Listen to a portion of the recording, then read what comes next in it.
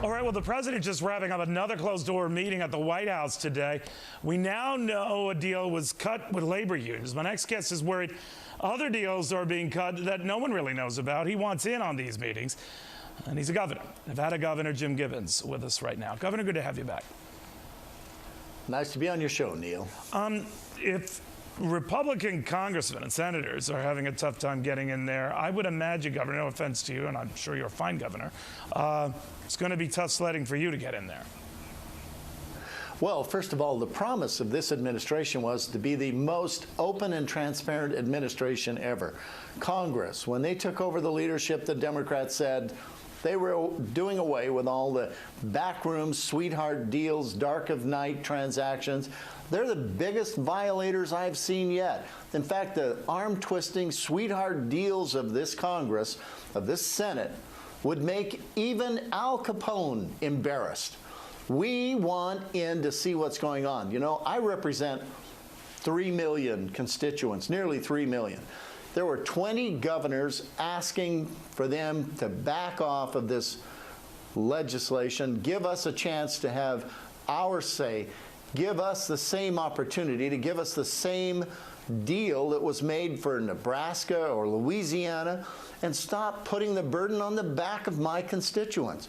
I want a fair and open process. Now, you're right. Many Republican and some Democratic governors have said, too, when they sort of looked at the fine print, oh my gosh, we're going to be hit with higher Medicaid and related state costs. Right. And you've threatened to go so far as to just pull out of Medicaid. Update me on that, sir.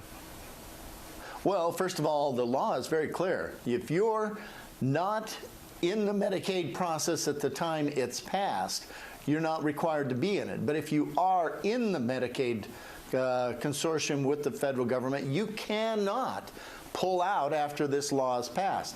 You know, it's going to cost Nevadans $613 million a year in new taxes.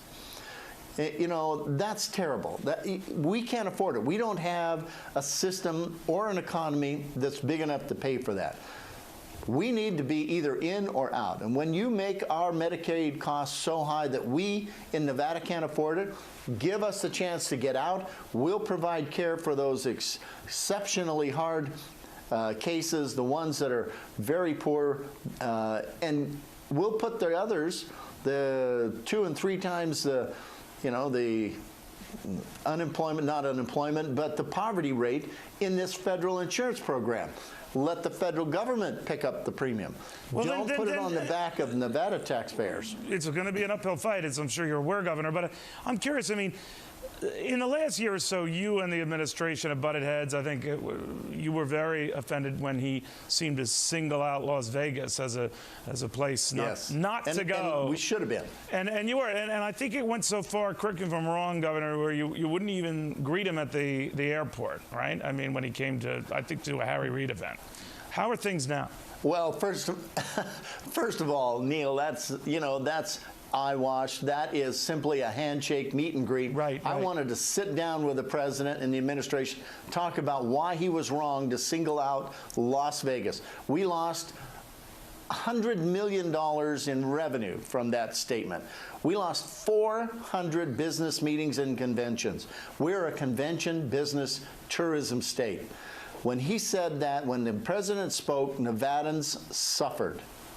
All right, Governor, good having you. You speak your mind pretty clearly. Be well. Thank you.